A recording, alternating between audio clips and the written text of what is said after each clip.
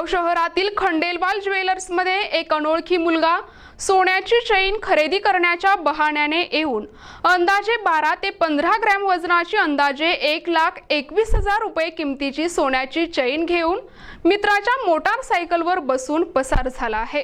याविषयी आमगाव पोलीस स्टेशनमध्ये तक्रार दाखल करण्यात आली होती। स्थानिक गुन्हे शाखेचे पोलीस पथक तपास करत असताना पथकाने घटनास्थळातील सीसीटीव्ही फुटेजवरून शुभम ठाकरे आणि अभिषेक नागपुरे यांना ताब्यात घेतले असून दोघांना विश्वासात घेऊन सखोल चौकशी केली असता आरोपीने चैन घेऊन साथीदारासह पळून गेल्याचे सांगून गुन्हा केल्याची कबुली दिली आहे। आरोपींच्या ताब्यातून गुन्ह्यातील चोरीस गेलेली किमती चैन जप्त करण्यात आली असून आरोपितांना मुद्देमालासह आमगाव पोलिसांच्या स्वाधीन करण्यात आले आहे।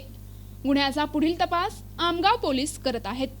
प्रतिनिधी राधा किसन चुटे, NTV न्यूज मराठी, गोंदिया।